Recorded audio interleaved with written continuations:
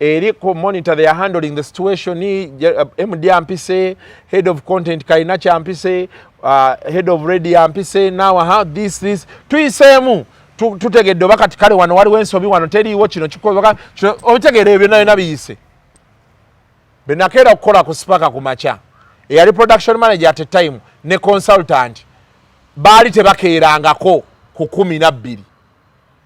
That man and woman bakeera ku macha oba baali bankowa bukoyi simanyi bakeera olukeera nali ntandise nga nakogerako ebigambo nga 312 kitundu ne bagamba oli eyali mu production kuba bampa oveeyo ne bagamba nti va ku seti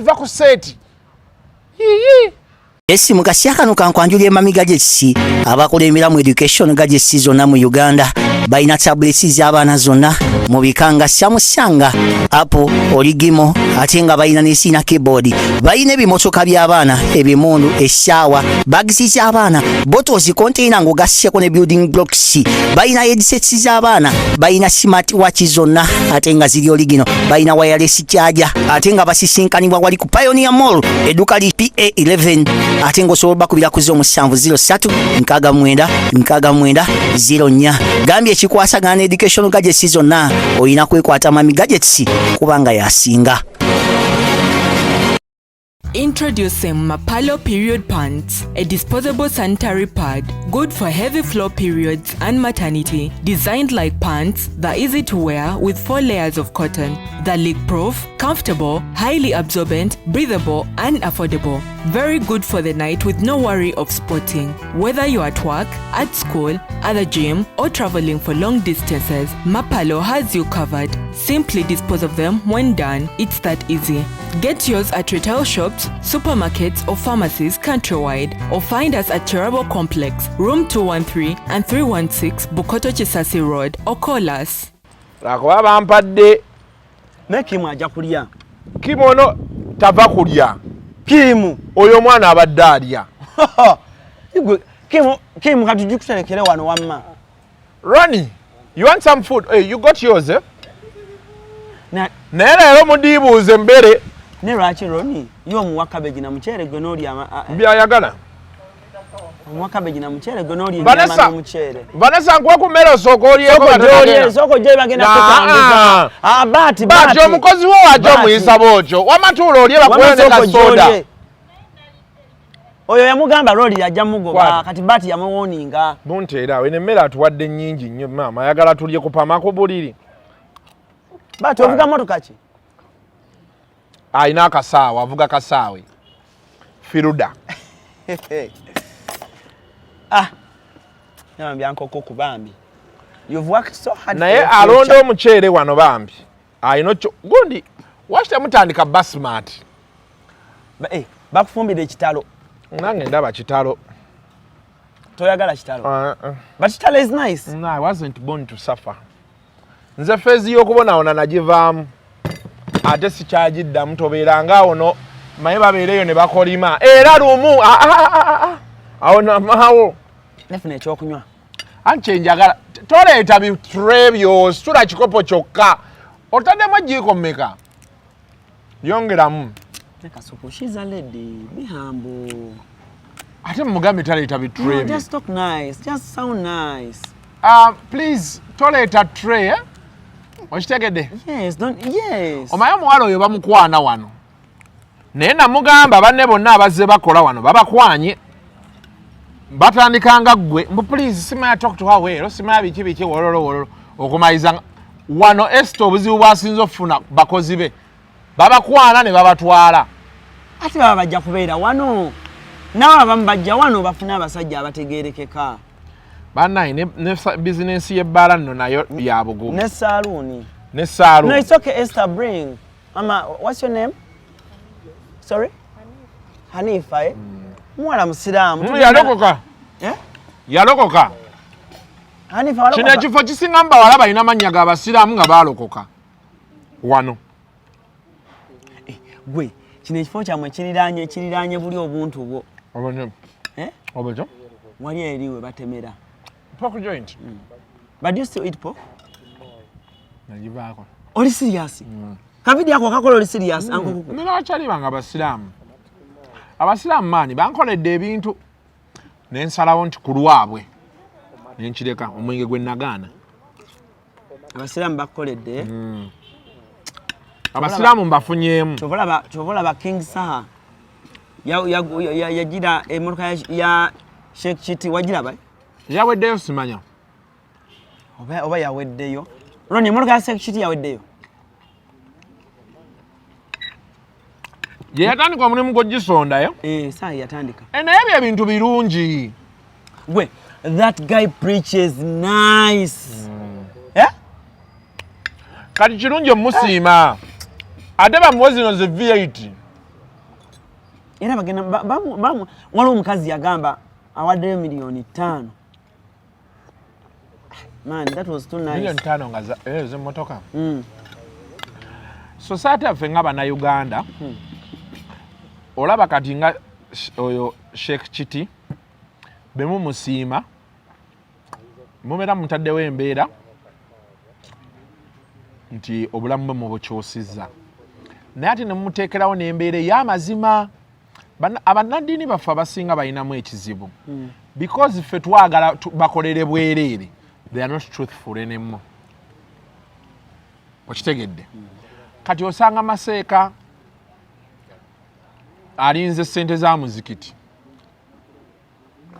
ate bwe mufuna ebizibu mwebbye ssente gye muddukira. Kati oli asinga otuteekayo mu muzikiti era gwajja owolereza kuba akyayagala obuyambi obwo. Okitegedde so kati eyo embeera abantu bwe banaagenda bakolera bwe batya bannaddiini ate sina bannaddiini bokka ne be babeera ffe ALLANCRUZ. Olunaku olwaleero omuntu ajja n'akuvuma nga talina basis kwakuvumira.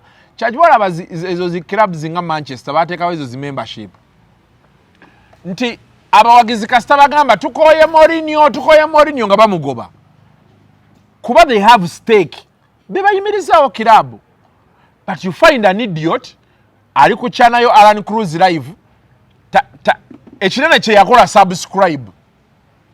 Okitegedde ekinene ne boletako omuntu ayagala obuyambi tasobola yadde omuyambi ate abo obuyambi soko bazeri soka weeyogereko mubeera b'amazima eri emitima gyammwe. Lwaki oyagala bawo azoowo obuyambi nga naawe oyagalayo naawe bakuwe mulekeraawo ebyo ebintu.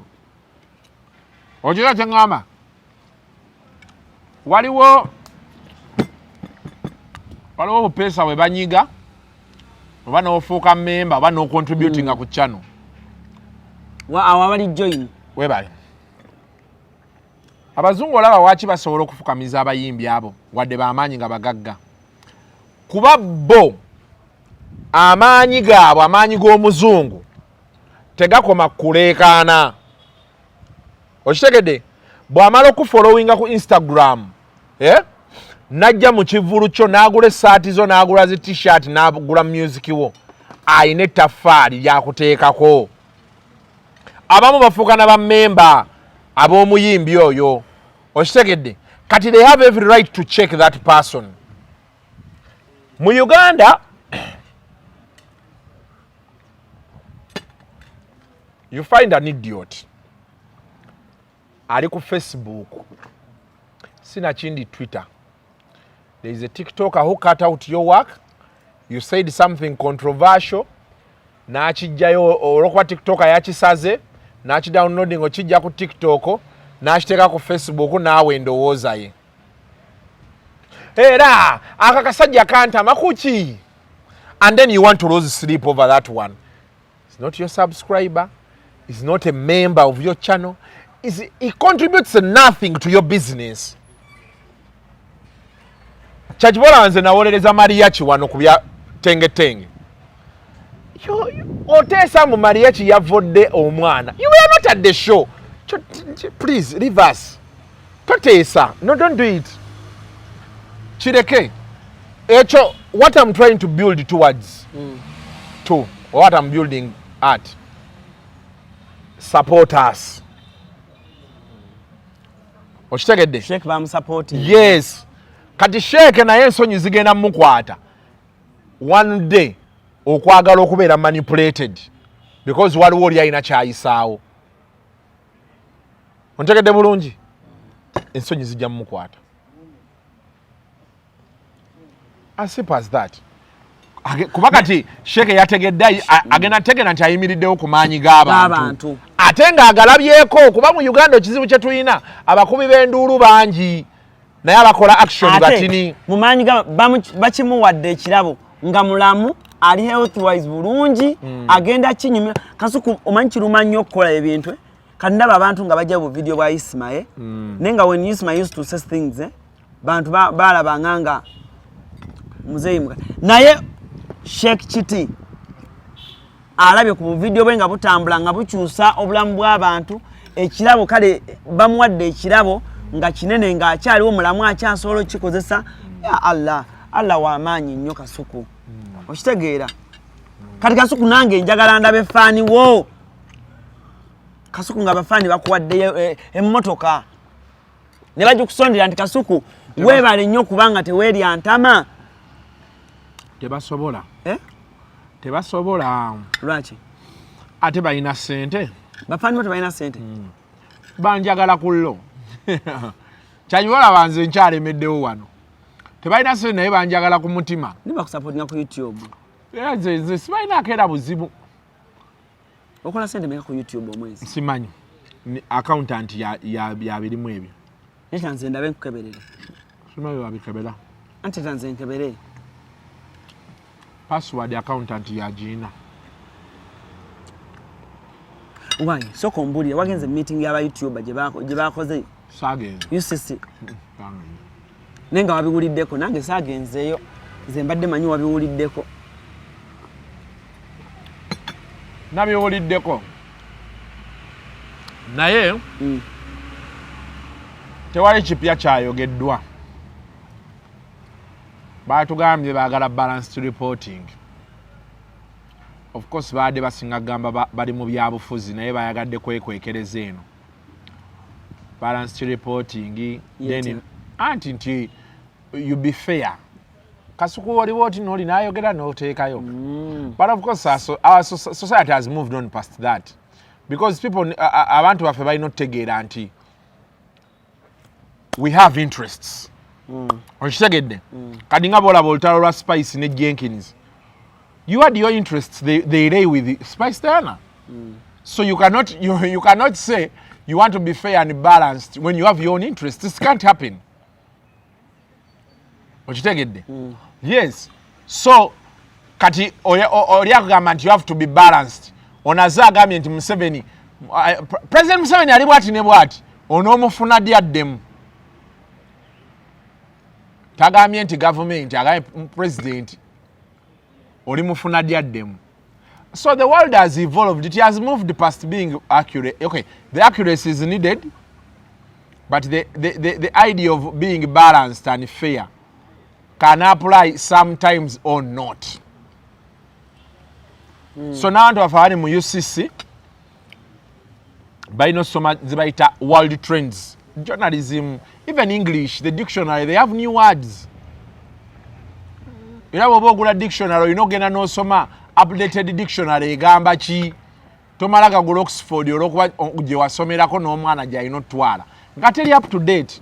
So they want that, but of course the assumption is because we are slowly moving into election period where election fever is going to be high, they feel they need to have the controls nga bukyali olemetuuka wali kugamba nti batugamba lwakuba ffe tuli ba DP, tuli ba NOPO, tuli ba FDC, tuli ba NRM, depending on the direction you want to see things from. So but UCC byegamba ne license ba YouTube bagenda sasula license they have to. Nange nagambe they have to. Everywhere in the world you have to any government everywhere in the world has to regulate, especially kyerowooza nti it is critical mass for it. Kati olunaku olwaleero ebizibu gavumenti byaffe byesinga okuba nabo with the emergence of this technology n'ebisigadde gavumenti yatuuka nga radio ne TV ezikutte eziyina bweti kitegeera because kati gavumenti ye biggest advertiser era ne ku monitor kati ebimu ku bizibu byeyina obulango tewakyali kati era naye ina kiba nga kyetaaga kuzinira ku ntoli za gavumenti kwebeera erina okukola kwa gavumenti yeyina obulango. Bano abantu benkugamba abaleekaana baateekawo nti subscribe moniteranga ku KFM na buli platform zaayo nti subscribe osasule oba osasula daily oba monthly oba ki obeere nti basobola okuddukanya emirimu gyabwe. How many idiots have signed up that are going to begin telling you, oh banange monitor yaffe eri oba yalagawa monitor oba ogyagala subscribe ogikuume into operation ebeere ng'esobola osasula bano abaana bagenda mu field bulungi ate ku budde. Then tebajja kubeera mu point of compromise. But you see now abantu babuuza monitor yaffe eri yalagawa kyebabuuza oli najja n'akubuuza mbu Kasuku waffe oli yaliwo yalagawa wamukolera ki? You did nothing for him. Watuulanga eyo ng'osinika binnyo bye ebyembwa n'ebyente. Kati ate atuuse because Kasuku naye alina survivinga kale ate omunyumiza ebyekisiru mu Kasuku watuvaamu kale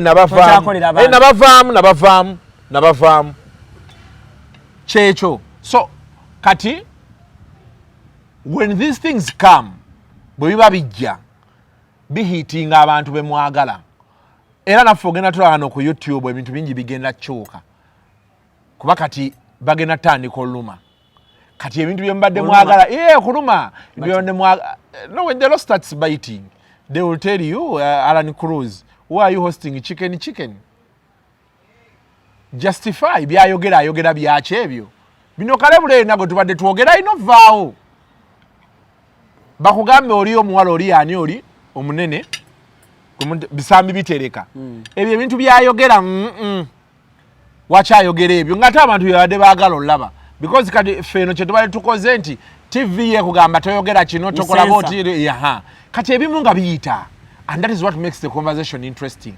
But because bo baagala kusinika aba TikTok ne basalayo obuntu ne babutambuliza obwereere kati tugenda kuddaawo. Yes, we tugenda okudda. Ne kambuze Kasuku bw'olaba engeri media gyezzenga ekyuka olupapula lw'amawulire magazines ebi tulina kale olupapula lw'amawulire magazines TV, radio, olowooza kyekiseera banyige abaana abali social media be balemesezza market.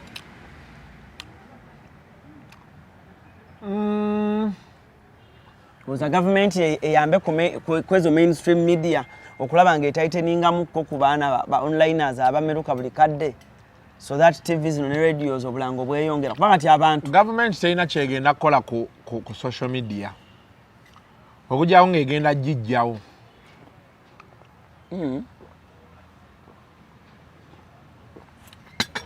Essimu be zajja aba PO box bagamba gavumenti tuyambe change had come era you don't think nti aba print oba aba radio ne TV balwanisa aba social media. However, me one thing I agree with and I'll tell you Alan, we need to regulate social media. How? I don't know, but it needs to be regulated.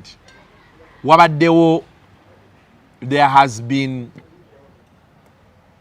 njite batya waliwo ebintu ebimu ebikolebwa n'olaba omuntu ng'ateesa n'omubuuza mukwano by'oteesa ng'oggyeko okuba nti bya kisiru oteesa ngaani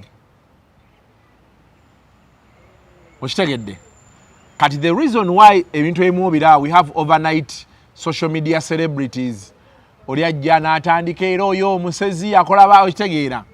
Kati problem yokka eriwo abantu bano balina abantu baabwe kibalekawa kyekisooka. Ekyokubiri wawulirako radio katwe social media ejja suula gavumenti.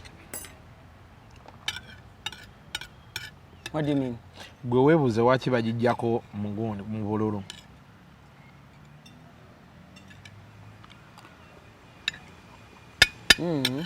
Social media needs to be regulated kubanga window gye babadde baatuterawo nga ffe ya self regulation yagaanye. Abantu bali ku social media okwo omuntu ayogera ekintu waliwo bino bye twejerega waliwo n'ebitali byakwejerega naye nga bwe nkugambye nti omuntu ayogera ekintu n'osooka n'otya. Ate of course byonna tubyogera nze sejjeemu nange muboogera mwendi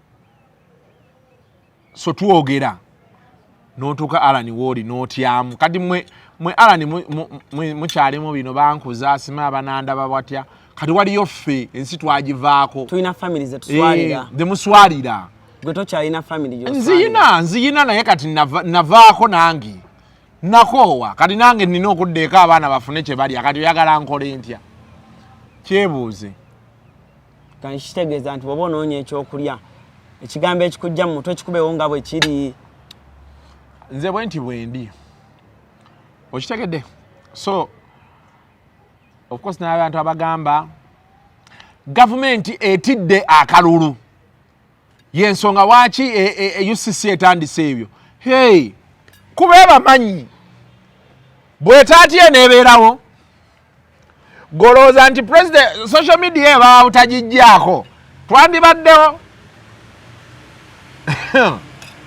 mwe musaaga the moment you pinch communication flow wabeerawo miscommunication mudda mu kuteebereza nti naye bagambye nti eno yafunye bwati nedda yafunye bunere kati ogenda olwa temulina kibakwata wamu okitegedde so abantu bonna abali eyo nze kyenjagala obbagamba nze nange ebigenda mu maaso sibyagala ebyo simanya register kola ki naye kati kyazze kati because nze nasomako mmanyi ekigenda mu maaso gavumenti bebeyagala kwekumira mu buyinza erina okukola byerina okukola aba online bonna aba website aba podcast aba YouTube aba Facebook n'abali mu Facebook nga bakola byamawulire era nabo bajja bikola nabo bajja kwewandiisa ne ba TikTok abakola comedy nabo nabo bajja kwewandiisa muziri ensi endala these things are happening ne bogenda bugenzi wano Tanzania wewandiisiza dda nze bagamba dde okwewandiisa kati olinda ki I'm being a Ugandan Abana-Uganda tulina olinda awo ne batugamba leero ne batuddawo ne batuddamu okutuusa batandika last warning guys very last warning the very last warning bannaye abatannaba egyo emirundi gyonna olina ogirinda Are you a good citizen? Hey. Ne Kasuku bakubaze. Bambala. Bakubala. Hey. Fe tuli baana ba Museveni batukuza kyejo. Twa president bagamba. Banaye. Kale abayuwala enja kuddamu abasuuzi nja kuddamu mbalabe. Paka lwana abagamba nti tekijja soboka. Kati kyangu nnyo okuvuga emmotoka y'ekirooto kyo mu kika kyonna ku miwendo egisoboka ate ku kibanja mpola. Success Motors tutunda emmotoka empya n'enkadde. Gulawo obuguzi akawunti naffe n'emitwalo 5 zokka. Mujje wano tutunda emmotoka ku kibanja mpola jangu ogulira akawunti n'emitwalo 5 gwe Munnayuganda yenna weevugire emmotoka. Osasulire emmotoka yo ku kibanja mpola naawe alina emmotoka ng'oyagala okukyusizaamu gireete tukuweemu endala. Success Motors tusangibwa Kyamogo ku Ginger Road okumpi ne bondi ya Coin okulira na Pepsi Cola n'ettabi eddala ekyaliwo jjala. Essimu noti 7 noti M2 noti 67 noti ne noti 784 993 2 noti 2 noti 7 noti 7 787 65 noti oba noti 781 8 8 Success Motors. Walk in, drive out. Nagambye nga sinolekera sinema nkwanjula ba CRUZ Bridal Center bano bakugamba nti bakafulumu kutuusa Goma sina buli ekitambulira ku Goma si kyonna oyagala kusuubula oyagala twala emwemu nkugambye gwe omugole weetaaga kubanga ogenda ba CRUZ Bridal Center baleeta engoye ez'omulembe balina ebitambaala ebirungi balina amapensa amasufu ennyo kamala buli ekitambula ne Gomesi nkugere bakirina balina buli lugoye ez'amayinja omugole lwagenda okwambala bagambe wawawa nkugambye omugole alwambala buli omu yenna n'asamaala babayise ba CRUZ Bridal Center oyagala z'ababuuza muganda ng'oyagala ki babayise ba CRUZ Bridal Center banoonyeko togenda kwejjusa enamba z'amasimu zeezo CRUZ Bridal Center. Kalira tulina president atugaye tuwandiise YouTube zaffe. Ani? President. Akolechi? tuwandise YouTube zaffe ffe bwe batumanyiza mu Uganda wano president yayogera ego tulina atugambe Tuwali mugende mwewandiise president ngenda kwewandiisa ngenda kwewandiisa wewandiise Kasuku. By the way, it's not nice okubanga okola bibyo ng'ate eggwanga ligamba tukole kino. Dino eggwanga terina nnyo buzibu na muntu kasi totandika okwerijja ku buyinza we wava ebizibu nze nakitegeera kati nze nakitegeera Mbona ki? kasi totandika okwerijjira ku buyinza bw'abantu we wava obuzibu Gwe kola bibyo yogera byoyagala era ne bino betulimu bagenda kusobola kunoonya bali mu byabufuzi ffe tukyali bulungi teweraliikirira nnyo naawe obakyaza nze nkyazaayo omu yekka taamala emirundi yo kyamukyaza muntu waabwe naye kati abo bafaino kyano bakyaza ne wayisi omwogezi wa nuupu bagenda baagasa ebipapula gwalinako bagenda baagasa ebipapula tukyaza ku Bobby sifunanga mukisa tolina namba ye sigiina naye nina eri nkadde yalimu oba 2 ennyingi oba 4 naye tekyaliko nenyogerako ne wayiswa yennyini namuyitanga ku kyano yange ndowooza nga alina ebimukwata wayiswa kyali wange nno ddala naye be nawuliramu awo ebigambo nga bagamba ate Kasuku ate biki ndowooza nga tebali happy nange wakubako principal simanyi sijjukira simanyi sijjukira nanti mu bulamu olaba njabuuza ku manager John anti kati olaba Alan mu bulamu waliwo wootuuka n'okola ggwe kyolaba okitegeera mu mawulire oba osazeewo okukola kyangu kola ekyangu nekolera abantu bantu ki bano abantu bano abalaba kyanoyo beesibirako bwereere bakwagala leero enkya ne bakuvaamu sanyuka nga bakyakwagala kyaza golowooza nti bwe baagala lumu ebivumo biri kuvumwa lw'olimanya ebivumo byokka ebiri kuvumwa lw'olimanya kati mbadde gamba wano mu Uganda bw'oba oyagala okuwangaalawo kola ebikwatako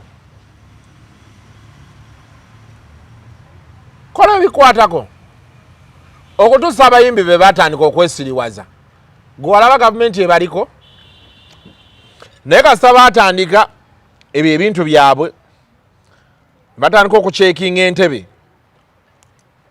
obuzibunya bujja nani omuyimbi nemboka esobola omuvugirako be nakitegeera amangu owayijjanga onjiire mu kyayi omulala nenzira mujanga puliizi yaki ngenda sasula ndidde byabwerere puliizi anagisanga gyalaga bendi mugwako nga musabiriza ali ngambe ebyo ebigambo omukyala wa bitwala atya obadde oyagala abitwala atya but there are some statements you say on air but nga ladies say but your woman oba abiwulira atya abiwulira byayagadde n'abyagala byatayagadde n'abiŋŋamba nti ekyo saakyagadde ne mutegeeza nti nja kukyusaamu oba sijja kukyusaamu ne tugenda ne twegatta kyekyo kati abo abaakajjanja be bali benkugambye mbo oba banange oba how does the lady see it very happy and comfortable where she is bantu bangi bamugambye ebyo ebintu ne bakyali bange waliwo bakyali bange ababeera eyo namugaa nti naye banaye bawo ng'ayogera ebintu agenda olaba omusajja akomyewo n'akaveera ne tusokolamu KFC simaki agenda olaba abaana bali daddy's back naga akanve ku mbwa z'okukyala. But do you give your lady some money? Just money. Yandibadde afaanana nga bw'afaanana. Simulabangako. Ojja mmulaba kiwemu obudde. Wera simu yangu kuku naye lesiko ne ku taliimu ebifaananyi bye tulinamu nze naye tuli bwereere. Sisobola bikulaga nti naakuyamba okuweweera. Ono osobola okuminkiriza olabeko olubuto luno nga teruli mu ssaati oba okkiriza the dreams you will have. You can have bad dreams when you see my stomach. Kala bad dreams. Because you were the last born, Kasuku. You waffe, yeah. You're the last born? Nze last born mutata wange ne mama wange. Nze last born. Yes. Nze mberezo. Okitegedde. Ah. Mwana wa jjajja. Okitegedde. Aye tekijja vaawo. Mwana we munayogera mutya kati omanyi kati nagambye abantu. Ebigambo by'abantu tebirina kye bigenda tukola. Kasi tobeera nga tonyiiziza gavumenti. Ebisigale tugenda bikola. Mugenda tukowa mukoli. Nawe iseko ng'omwana eyakuzibwa. Eyakuzibwa yeeyisa atya? Osengejja mu bigambo. Oyogerako bulungi. Kati mwabakuzibwa nsinga ki? Kyebuuzeemu kati. Nakugamba tujja kgenda tuyimirire ku kkubo. Batuyimirire emabega n'owakana. N'okola ekivvulu ndowooza wategeera. Wategeera weyimiridde. Ekivvulu nakola bulungi nze. Abantu 3 be wafuna mu theatre egendamu abantu 100 wakola bulungi nnyo. Singa baali bakwagala nnyo bandijjuzza theatre. Ani munaye mwe mwakozibwa mwogera bulungi. Senga ndowooza kati nakati okyayoola bantu. Naye olina ffe wano naawe ogattanga ffe. Kasuku omwezi gugwako nkoze etya. Titukoleyo akantu abantu be banaakalaba tugatte. Kye tuliko. Bw'ogatta nange nengatta olawuno ebyo byasimaako. Naye kimanyi tonsiimangako. Ku kyaki? Wali onkoledde ki Alani? Buli kimu nze nkikukoledde gwe wali onkoledde ki? Ine kasimu esimu gye twekubira mu COVID ng'ogenda gira YouTube. Nga ngenda otandika YouTube. Kasuku ani gwe wakubira? Nakukubira. Ala kangusiibe kaako. Alani yaŋŋamba nange Akasuku tandika. Actually gwe nayogera naye. Yes. Ng'abaana ba Media Works bamaze okuŋŋa nti tandika. Gwe nayogera naye. Nze nagamba ne mugamba obatandisa simu oba okola kitandika. Naye abantu ne bampagira Alani abantu bampagidde. Naye wali ozizaako yadde oŋŋa nti oba ekyetaano kiki? Sakuwaayo ssente ku kivvulu kyo. Wallahi tewampa. Ngenda kuwaayo ssente leero. Ate wansuubizayo $5,000. Nakusuubiza 5? Awo wokka. Anko Kuku, wansuubiza 5. Simu yange yino kweri mobile money. Nani nakusuubiza ya 5? Yes sebo. Ne yanziza nnyo. Ani agambye nti ngenda kuwa ssente. Nimukebera balansi wange. Naye katumale sho. Nedda. Ngenda kulaba bwenkugatta. Sijja va mu muudu. Alani onzijukizza ekintu ekyo. Chano yatandika. Ojjukira nga abaana bakwegayiriza okukyaza ku chano zaabwe. Nga bakusala mu busazi simanyi bikimu. Obatutte eri ku gym. Waliwo eri gym gye twagenda nga wagenda bayo ekigwo. Obatutte ne wawaikigenda. Obatutte ni ku mulimu olwo. Abamu tebabitaddeeyo. Bamanyira bannange. Bamanyira. Nenkugamba Anko Kuku. Tandika eyo. Nentandika. Naye kati be bampuliramu. Nabasanga ne mbayitako. Kati bampulira. Oyina traffic. Mbatujja. Mbatujja. Naye bambi tompisangako bubi. Esikoyisangako bubi. Naye okuvoola era nze nkukolera ebirungi. Buli kirungi ky'olina nkirinamu omukono. Okuvoola. Neri story nze nagiggala. Okay, kati bwe basaagigala. Kanjinyumye. Noozo kirabye. Nego okuuma ebyama. Nkuuma ebyama tekyo nali kinyumizaako. Bw'oba ogamba sikuuma byama kankinyumye. Omusajja ne mubona na bubi. Kasuku. Kale, tugende mu maaso. Buuza ekibuuzo ekirala. Bambi twekuumye n'Anko Kuku. Twekuumye. Ne maziga wali eri wankwatirako. Agaliwa. Nga ntandika CRUZ exclusive. Naye ngotandika CRUZ. Nakugamba. Nengamba channel girekere divorce. Ajja giwulira. Era giwulidde. Naye lwakuba naye akola bulungi takola bubi. But you've been my main man. Ya mbadde naawe Alani tuludde ffenna. Kyakiva olaba onjagala era wadde siina mpisa. Era onjagala kati oŋŋamba mba naye. Lwaki tewayisanga yakuzibwa nfunyeemu gye mu kuzibwa. I have my sister. She's Mchotala. She's 28. Well disciplined. Nali ngenda mukuwa. Naye kyekyaggaana. Oyina omukyala. Kirungi nnyo weebale. kirungi nnyo. And she's so beautiful. I don't want her to be a second wife. She's so beautiful. Yo tobinyumyanga.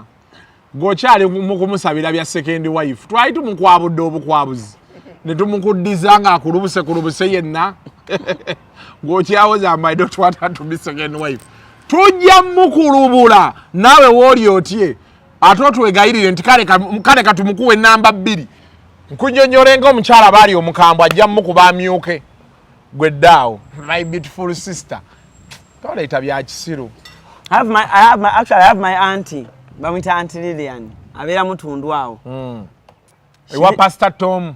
No yambo. Anje mutundu manyi wa Pastor Tom. Nali manyi wa Katolo bwama. Katolo wa Kolo Lusozi. Eh. That's where my auntie lives. Kati yangamba awuliza nyo KFM. Yangamba, by the way, Alan, I love Kasuku so much. Yeah. When we have parties here, why don't you invite Kasuku? I want to see Kasuku. Akuliza kuva ne mugamba naye Kasuku wabajja ayagalamu ne sente nga asibula. Zino bawe nkalo si kusibula. Nangamba mingi zisooka nenzija. Nangamba I can only laugh when I see Kasuku. I can't fail to give Kasuku money. Boto yayente baba na sente abo. Muntu ayina sente bawulira statement ye yaweereza buweereza. Kasuku nawe nedda. Atenze nku udembula mwe alanirwa kuba nti mwe munsaagisa. Sebonze kati omuntu ampita just jangu ko tulyemu wana akanyama ewaka. Sente zisooka ku ssimu. Nakusibula nemeka. Sente ziba ku ssimu si kunsiibula. Nze sikyasiibulwa. Mpitwa.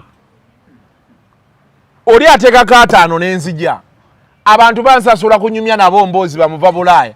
Oli naava ebweru n'agamba Kasuku jangu tutuuleko wano ku Gawucho. Nga ngenda kulya nnywe ne mugamba mafuta soko gateekeko ate ne sente zigenda nyumya emboozi zimpe n'ateekako miliyoni ne ngenda n'endya ne tunyumya ebiboozi zonna ate ze emboozi embula ne tunyumya nanyumiza ebiri ewaabwe ne munyumiza ebiri wano 3 hours 4 hours ne ngenda.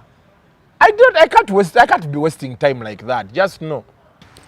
Kati 7 nakuzaala muddi.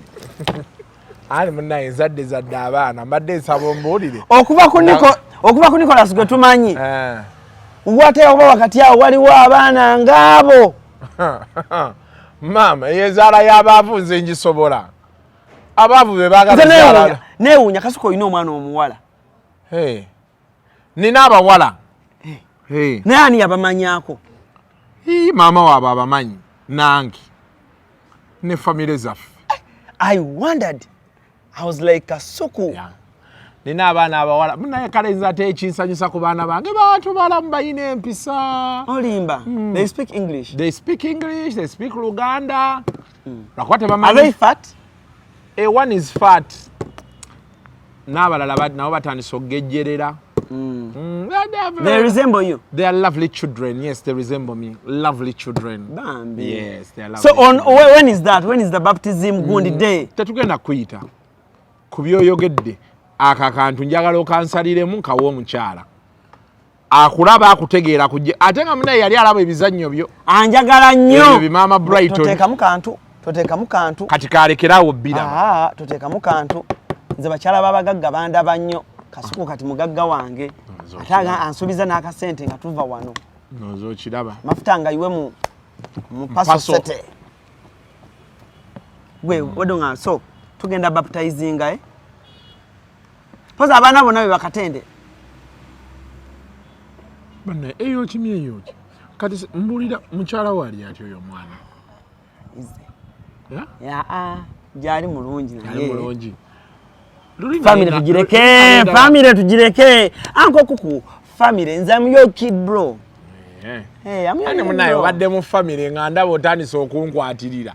Nenga why kamubuzeyo nange. Goli mu baana basatu.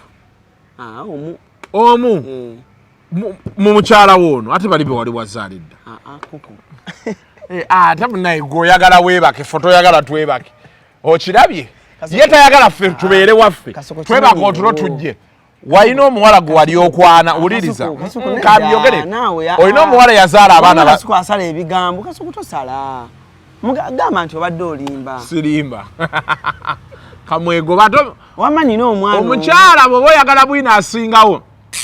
Lwakubanga gye ekirungi ky'oyina nti abaana bakusanga nabo ate abo abaana be bakusanze nabo banjuleyo. Sina baana. Omuntu omukazi bakusanga n'abaana bo banjuleyo.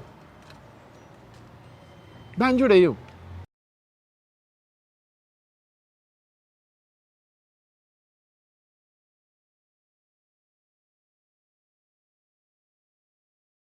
GNS Plaza kyekizimbe kati okutambulira zi business kiri ku Old Kampala mu maaso g'omuzikiti gwa Gaddafi kuliko amaduuka ne supermarket omuli kalonda yenna gwe weetaaga gattako space wosobola okuteeka ofiisi ekika kyonna tulinako hoteri amatiribona eya GNS Hotel era nga buli asulayo spa steam bath sauna ne massage kwosa aerobics byonna afuna bya bwereere tulina conference hall omuli screens zigaggadde ne projector kale mu abalina meeting z'embaga n'emikolo egy'enjawulo mwamuludde ekifo kigazi bulungi ate nga n'ebyentambula byangu ddala anti tuli ku kkubo tulina parking ngazi mu basement ne lift ekwanguyiza obulamu n'owano kusumbukana n'amadaala ku GNS Plaza kuliko ne ofiisi za URA gwe wenna ayagala okusasula omusolo luba lutemya lwa liiso essimu wandiika noti 772 976 628 oba noti 7 noti 6 7 noti emu noti wano ku Hasi Beauty Parlor tuli bakafulu mu kulabirira n'okuyooyoota ensusu tukola facial ne tukupepeta ka feesi ne kawewera ng'akabebi tusiba n'okukola enviiri mu buli musono songa mu kukola pedicure ne manicure tuwekansa tusala enviiri mu buli musono ate bwe kituuka mu kukola makeup tetumanyiyo mulala tuli muyenga ku Tank Hill Road okulira na Italian supermarket mu basement essimu tuli ku noti 726 682 953 teweerabira saluuni egenda okujjayo bulungi bwo n'ekitiibwa kyo ye Hasi Beauty Parlor a world of beauty. Kabyogere olina omuwala yazaala abaana basikwasala ebigambo Kasuku tosala gamba nti obadde olimba sirimba kamwego bato wamanyi n'omwana omukyala bw'oba oyagala bwina asingawo lwakubanga gye ekirungi ky'oyina nti abaana bakusanga nabo ate abo abaana be bakusanze nabo banjuleyo. Sina baana omuntu omukazi bakusanga n'abaana bo banjuleyo. How is my Faiza? Faiza mukwano go mwemanyi Faiza twakuba haso nga twakayingira wa mawulire watanga ne Faiza mawulire neera yansangamu kuba kati wa Faiza yali ku LKZ Faiza okumumanya yali mu LKZ game wagirabako esho LKZ game sho yali ya dating bwetu yali nga ku NTV itemwanyina TV twaziina naye obudde obulaba LKZ game twabeeranga mu mabaala. But that girl has worked so hard okuba owali. She has really worked so hard. Katonda yamuggusa kirungi nnyo ne Brian Brian ate yerevo ndala Brian naye akoze nnyo bambi namulabiranga eyo mbwa conductor mugundi mu basi biki minibus ebyo akoze abantu bonna bakoze okubeera naye Uncle Brian akaluba okukaluba batya tavibwako kikulu Uncle Brian ngawo okimanyi lwakuba musajjawo tokimanyi musajja wange nkimanyi akaluba nze tankalubira eno simusabangako kati awo I can't confirm nor deny. Ngakasoma oluzungu kagamba kumbadde nduddo kawulira. I can't confirm nor deny. Yeah. But I went to good schools. I went to good schools. Yes, because your father cared. Tata was there. Not so? Not so. GRU. Alani. Omanyi interviews zitambula. Onsokola ebigambo. Onsokola ebigambo. Nedda. Ne kati musijja biddamu. Naye abantu babeere n'empisa. But the one these are ngasina agenda ku kyeyo. Bino ebintu byenjaga. Ogenda ku kyeyo. Ogenda ku kyeyo. I don't know that time but tomanya mu maaso. Buli omu. Bono watosumbuye government. Ola Mako yagenda. Mako yagenda. ne wange yatuuse bulungi re superstar musajja wo re superstar musajja wange yalina nno genda Bungereza last year bwe twagendera awo e Bungereza naye kwe yalina ogenda by the way abantu be London nzija tulina enkuuka ya Buganda mu July tulina enkuuka ya Buganda ogenda ngenda gendayo ani yakuyise abategesi bampise are they paying you everything Ngashima tutambula nko nawe njagala tutambulemu naawe anti kati gwe ekizibu ky'olina ogenda kwesiba ku bantu eyo simanyi n'omuntu wange wano simanyi nkola bwenti nze ebyo sibyagala otandika okudda mu bantu banaye ono tumubuuze kajja tuwaayo kino ajja kulamuva e Kampala nga nammwe temuyinaamu ssente omwami yakuvuga ng'ova ku airport nga wakatuuka era ndani yali ani oyo yali gondi gwe natambulanga naye oba eyasooka okuvuga mu mmotoka nga nakatuuka ku kisaawe omusajja wange oyo bannaye nerabidde erinnya lye Morgan ali Yukao is one of the aina hotels za managing omwo era yangamba Kasuku bw'okomawo you just let me know area nkufunire hotel webake paka rondayo nebe ebintu bye tulina okukola twejjemu embeera y'okwagala ossula mu maka g'abantu waliwo omusajja wange ali London bamuyita DJ Moze ndowooza namusangako naye nasanga abantu bangi Moze yantwala nangulira omujoozi gwa United original ewa yagugulawa Old Trafford tekisoboka wagenda Old Trafford andi kati abannayuganda kenagenda Old Trafford kati buli agenda Bungereza agendayo ne wasangayo omujoozi okutuuka era gwe nabadde nyambadde wano ku Saturday original wali kutuuka yes ate kati tulina Snapdragon yejja era bwe naagendayo njayitirako ku Old Trafford awo nguleko mujoozi nambule ne baguseera gwa pound 10 Jemitwalo ngana mu 7 sente omwana yagunjuwa moyo Moze naye tiyagugula ku Old Trafford ne pound 10 naye tegwava ku Old Trafford duuka lya Manchester United mu London yes that's possible duuka lya Manchester United yes so there is no way you can say I think UK is a great place it is a great place it is one of those places I think I would like to go to why bobalaba engeri gye balimu organized n'ebintu by'okulaba bingi I think challenge yo kesobola okusalako eri buba bwavu bwo just because togenda nko America not that but America is nice also okay but do you want me to talk about where I've not been not really yes so bendigenda America nayo ndiyogerayoko nenjogera nti America eribeti but for now kansooka embeere wano njagala mutambuleko naawe tugendeko Netherlands eyo tuyitemu France tuyitemu eyo Greece eyo wa tugendeye ate nga twetaddemu sente zaffe nga si by'abantu tukeeza naye ina sente mmeka ezo zetunaalya no kati gwe my big brother nze nsasulira ennyonyi ne visa then gwe bisigadde onfaako nga tuli eri tekisoboka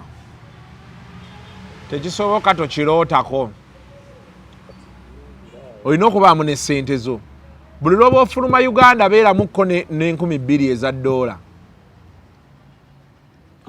Zisobola okuvugayo wiiki nate njagala kubuuza nga saakulabye ng'okola kalango togenda ku gundi kuki togenda ku kivulu kya hamu iisha ku chano yaffe tubuyinako ogenda baayo ngenda baayo ngenda baayo where will you leave your Benz balina parking akavuyo kagenda beerayo naye tugenda baayo ffe twasasudde ne booth mugagaafe wa code base yasasudde booth mulimu ekitanda mulimu ebyokulya mulimu baatuwadde ssente ekyo kyo manya nti baatuwadde ssente saagala muntu abeereyo manyi nabalabe nga batandise mbu era Kasuku amazima ogamanyi baatuwadde ssente manyi kati abannayuganda bakkaliramu oba kisimanyi somehow some people feel omuntu olina kgenda wahamu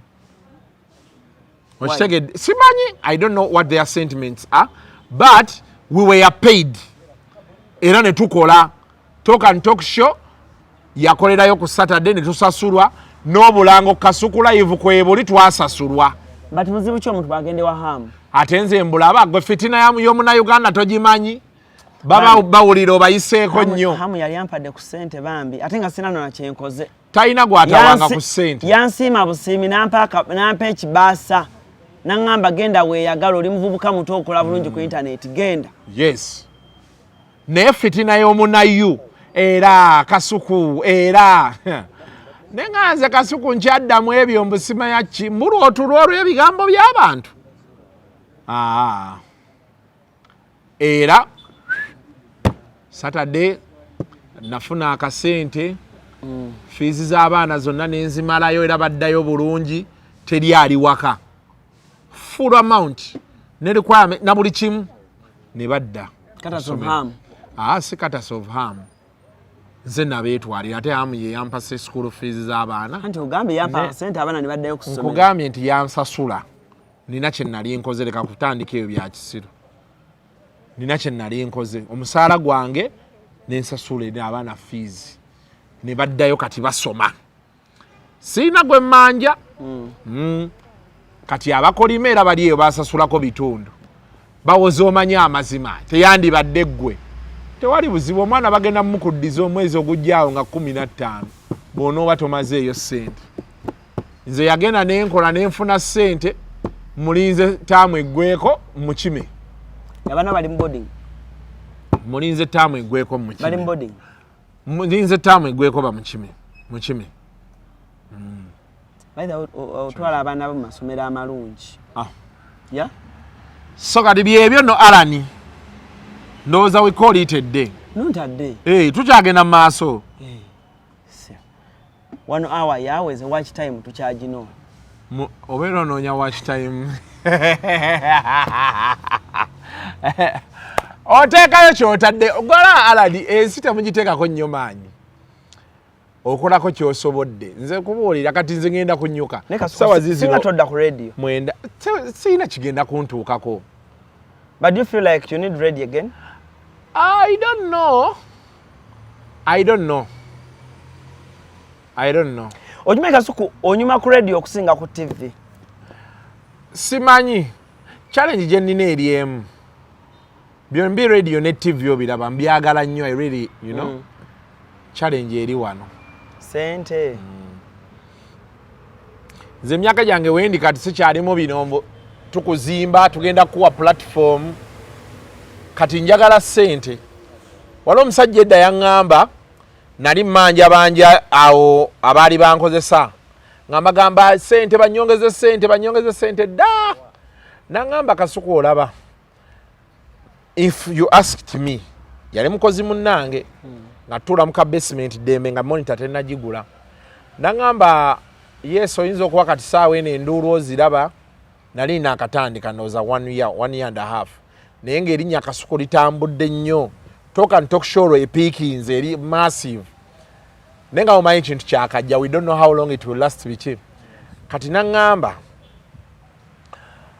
nze mbadde ndowooza mu kifo ky'okusaba ssente yongera kusaba platform olabe.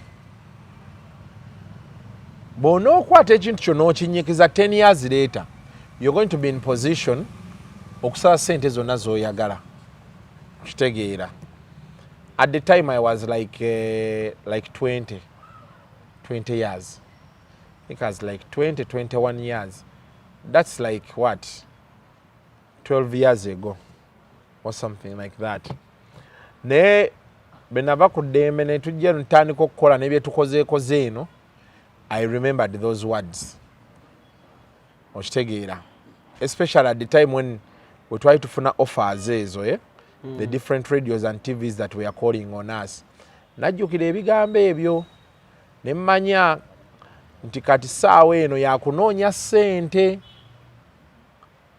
Okitegedde? Kuba kati saawa eno tulina abaana. Omwana tagenda kulya ku nduulu z'okuba ku radio oba ku TV. Yes. Ate nga kati ate ekirala ekiriwo nti ne TV nazo tezikyakola ssente ne radio. Kitegeera.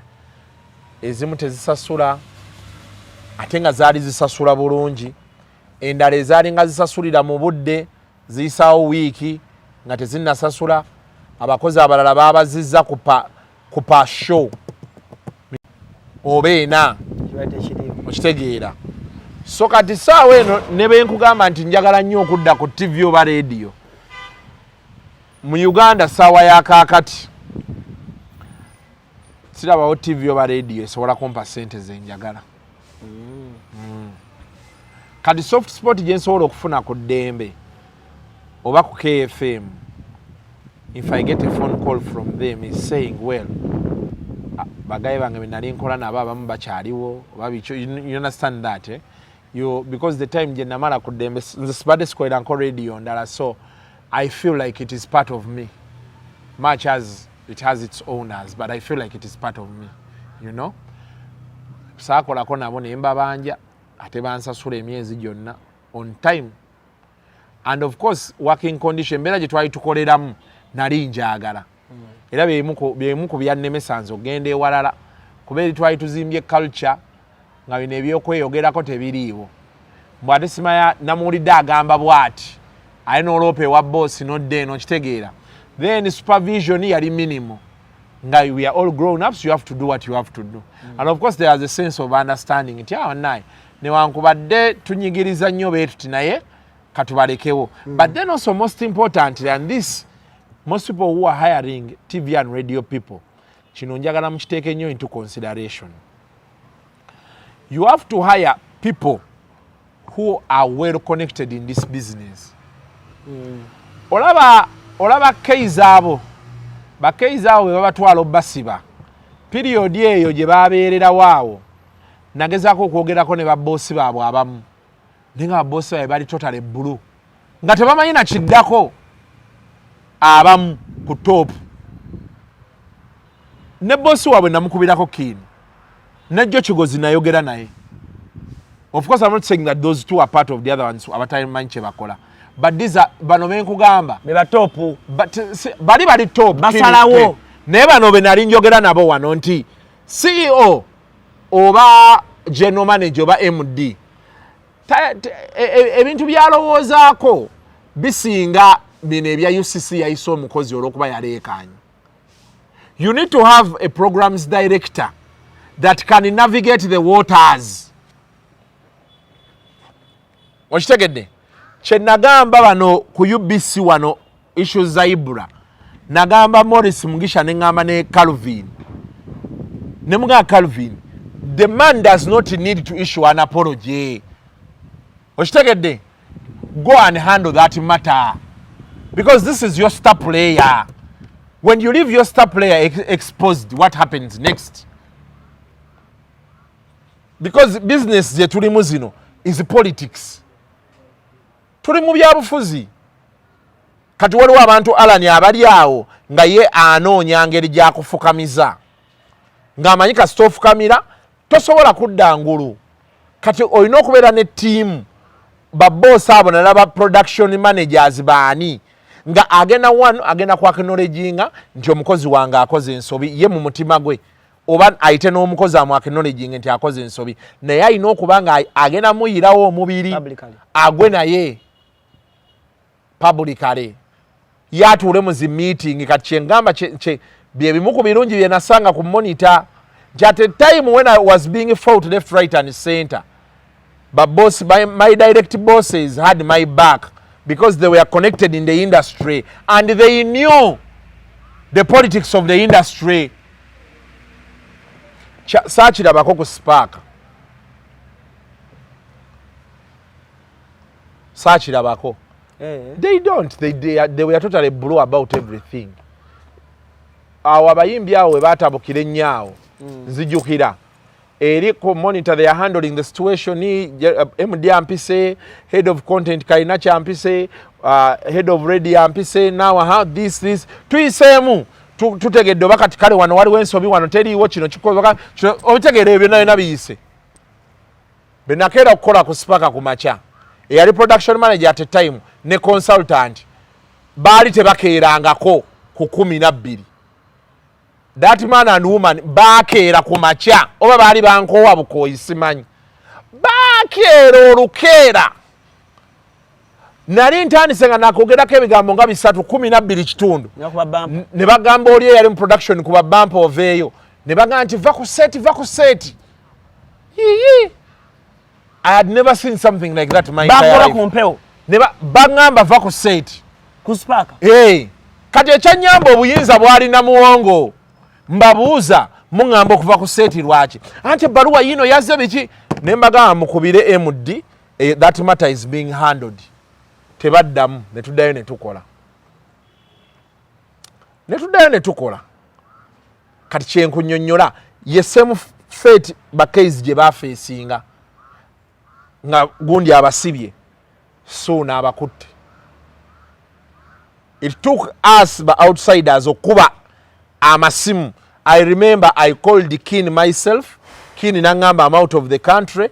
Nansindike wajjo Kigozi nenkubira jjo Kigozi era jjo Kigozi bangamba he had a sour taste in his mouth because of that.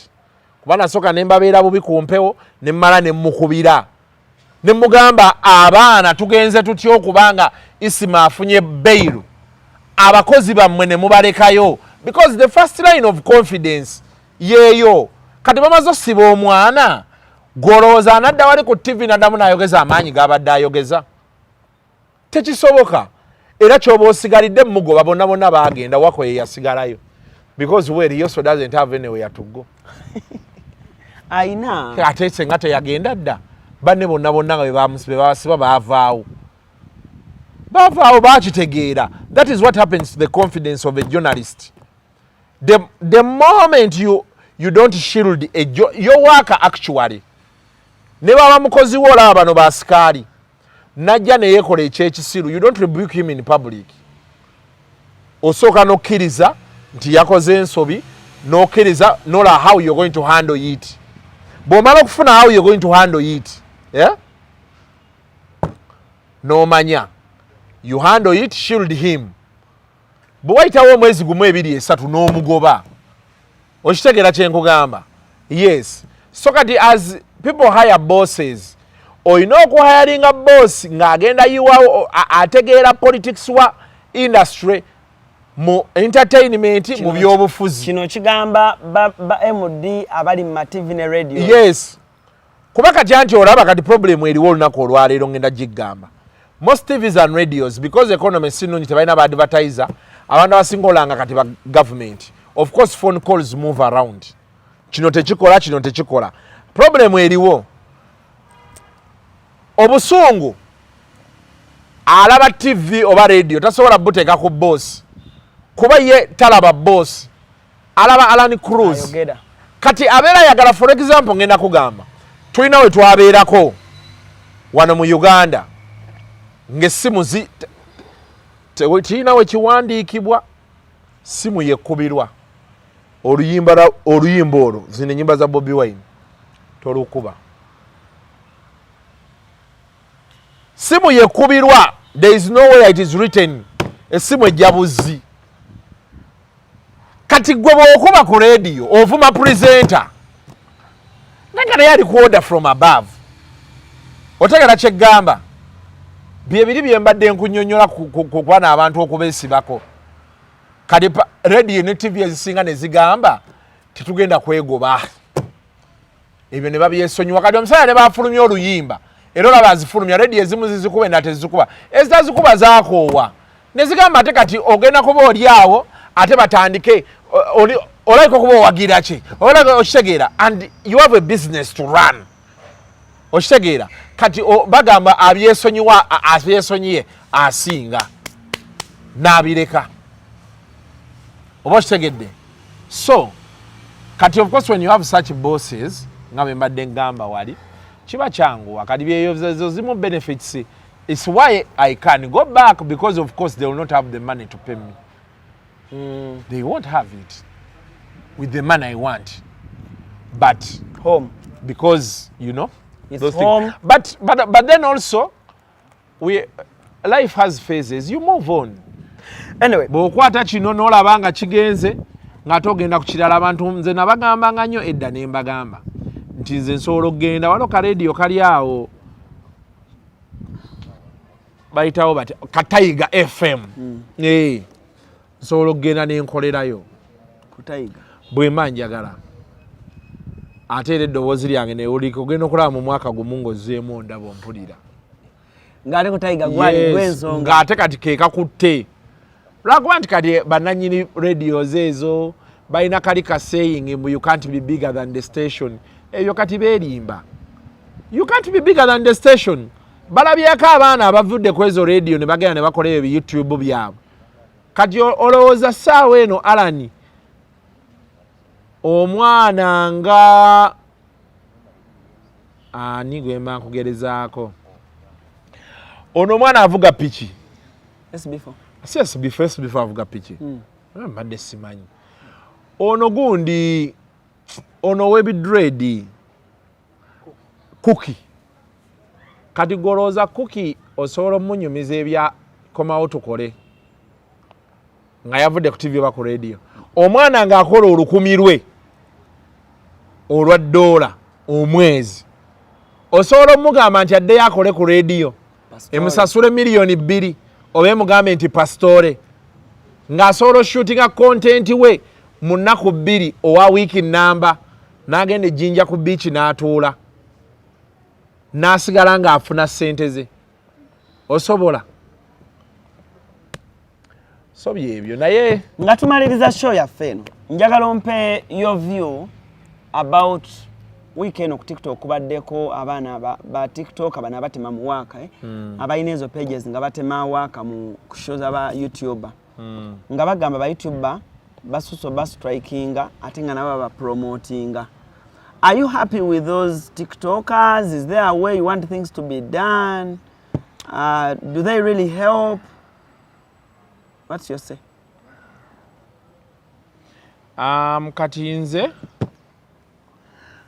nze kyenjagala okugamba ba TikToker abatema waka you cannot have a right on what is not yours. Kasi yakyogeddeko kitegedde. These are bitter facts.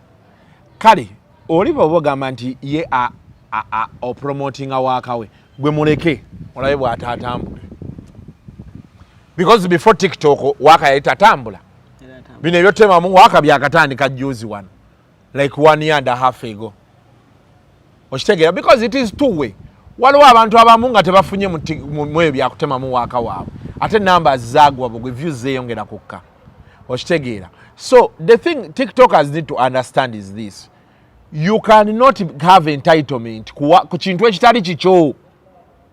Ebyo balimu bye bateesa they are just lucky we can't arrest them or we don't want. When you go to developed countries, content bobo yagala okumanya amaanyi ga content gendo yogeremu ne John Segawa yagana okuguza DSTV rights za wakawe okitegeera n'abagamba nze jemba waje mulaga je muteekayo ne bagiraba nze n'ensigaza rights kati ye waddemu mutunzi oba NTV oba ani okitegeera kye nkugamba. Yes, if today government yaffe senga yali emanyi the biggest ekintu ekisinga oleeta ssente mu nsi yonna content so much. Ngenda kuwa example omanyi nti Netflix yayingidde live events eza boxing eza kickboxing bikyebyo genda ku remote yo eya TV olabe app eziriko kuliko Prime Video kuliko Netflix kuliko YouTube kuliko Disney Plus kuliko Paramount. Kati kyangu nnyo okuvuga emmotoka y'ekirooto kyo mu kika kyonna ku miwendo egisoboka ate ku kibanja mpola. Success Motors tutunda emmotoka empya n'enkadde. Gulawo buguzi akawunti naffe n'Emitwalo 5 zokka. Mujje wano tutunda emmotoka ku kibanja mpola jangu ogulira akawunti n'Emitwalo 5 gwe muna Uganda yenna weevugira emmotoka. Osasulire emmotoka yo ku kibanja mpola. nawe alina emmotoka ng'oyagala okukyusizaamu gireete tukuweemu endala. Success Motors tusangibwa Kyamogo ku Ginger Road okumpi ne bondi ya Coin okuliraana Pepsi Cola n'ettabi eddala ekyaliwo Jjala. Essimu noti 7 noti noti emu 2 noti 67 noti ne noti 784 993 2 noti 2 noti 7 noti 7 787 65 noti oba noti 781 818 443. Success Motors, walk in, drive out. Ezo zonna amaanyi bagatadde kuki? Ku content. Edda abantu bakolanga firimu emu. No retreat, no surrender. Maybe part 1 ne part 2 ne bakomaawo. Today they are doing series. Film tezikyatunda. Okitegedde? Bantu series zitunda. Bateekawo siri ng'egenda tambula emyaka egi 5. Cinema zigudde. Ebibanda. Kwa firimu ziri kuwaka ku TV. Ku Netflix. Nze na sister wange bwanyuka ku Friday agenda n'agula bisoda byani buli kyayagala. Esimu yokayoka gyakuba yewachali wamuleetera embizi. Owa ndeeterayo kilo z'embizi 3. Owa boda we n'agenda n'azikima. Ndeeterayo sukaali tava waka ne booba oyagala. Okujjako bino ebya family meeting ebyaki. Ayine uwe apartment ye yagikola bulungi buli kyayagala n'akiteekamu n'akamotoka ke weekali wali n'abeera ku TV ye yagula nnene. Kyusa eryanda. So kyusa yangwa. Oba okitegeera nti kati alina ki TV kye kinene ateekako waakawe. I mean n'ateeka alina Disney Plus, Paramount. Kati nze wano ku simu yange yokoola bakankulage eyo Prime Video ogirabye? Eno DSTV Stream ogirabye? Eyo Muno Watch ogirabye? Eri wendala Netflix eriwa. So nina Showmax yiyo, nina Netflix yiyo. So kyogamba ba TikTok kye baliko kikyamu. Ba TikTok kye baliko they don't have, let me be categorically clear, they don't have any moral authority to talk about content that is not theirs. They don't have. Together divorce aba striking amutufu 100% mutufu. However, ba TikTok abajje boogere ne bannanyini content. Ba Chris Mero, ba Edward the Great, Mbalaba oli ashash waliwo lya akoze nnyo content wa talk and talk ashashotsi ayo kati simumanyine anti abo bonna balaba, they have to come and talk to us because you see Alan, today I'm seated here with you. We have been here once anze nazze nenkola shoot yasose eyokubire yokusatu nenkola eyokuna kati ene iyo gye nkola naawe yakutaano okitegera kye nkugamba. So that one, the TikToker who thinks he or she has a big following is seated in the comfort of her home or his home waiting for me to upload. Then ajje yasalesalemu kati njagala mbuulire anyambirawa. Waliwo tugenda n'okusasula license. Okitegedde? Nga tu license tugisasulira. Ogisasulira buli mwaka. N'osasulira n'abaana b'okozesa license. Okitegedde? Kati oyo kati oyo njagala atubuulira agenda tuyambirawa. So they don't have moral authority to make any noise. Let them come to us bannanyini content boogere naffe. Nti Kasuku gyebaleko. Yes. Badde nsa kupostinga nga content. Kati tukanye ababamu babika logo nabika lokoyo nabika basponsa bo n'ateekawo ababe naye tasobola kukubira simu nti Kasuku mbadde nkozesa content yo buli mwezi nakuwangayo emitwalo ameka naye alina basponsa nga 8 leero baateekako ono yamuwaddeyo 2 luli n'ateekayo lyamuwaddeyo 5 luli n'amuwaddeyo 3 asasula ennyumba ye ali anywa. Okitegedde? So kati ate be bamalaawo ffe bennyini content wa Kasuku gw'oteekayo bwe waba waavuma Kasuku ate n'omuteekayo ate naye kyokka ku content wange kwoli. Nze waliwo bambi abamu abansobera akwata interview ng'oline Kasuku gwe n'akugjamu oba abadde okola Juliana kati gwe n'akugjamu n'ageza video bw'ati n'alekawo Juliana. Kati ebyo byonna byonna, for them they think they are giving us a service. They are giving us a disservice. So what YouTubers need to know, one, you have no moral authority to argue, complain or quarrel over What content. TikTokers need to know. Yes, what they need to know. They have no moral authority to argue, complain or to feel disappointed over work that is not Baina yours. kye bagasseeko tebalina kye bagasseeko. Nze balina kye bangasseeko. Nange. Nze balina kye bangasseeko. Kyakiva olaba. I always tell them, please temusalamu bulango bwange. Please talk to me. Nange. Kuba tubeera ne raw content wano. Actually mba inboxing abamu ne mbagamba bambi. Nze siba inboxing ate mba inboxingira ki ku content wange. Nze mbagamba. Kati kiringa bolaba babeera ku YouTube okwo. Nagenze ne mbalaba bayitirivu bakozesezza waaka wange. Ku YouTube. Anti copyright ina gundi zeekuleetera. Bw'oba tewateekamu eri automatic ya either pull down, strike, oba share content, oba revenue, oba revenue yonna ejjeewo. Babakulaga buli akozesezza ku waakawo. Kati ngenda ba striking one day. Era bw'oba omanyi nti waaka wange omukozesezza omulundi ogusukka ogumu. Oba actually anti-strike is after like 5 attempts. Bw'oba okoze waaka wange okusukka emirundi 5. Tandika omugjayo oba wamukozesaako kimala. Kuba strike bezinajja sigenda kujja na remove oba take down. Strike. Ovuga amafuta go bambi noveeri nojje no ku Joyster no recordinga nomala nonako lulamba. Leero ndi wano encha ngenda wantu walala no shooting videos. Nya. Kale CRUZ exclusive gwe mukuto. Kati idiot comes n'atandika ebyo.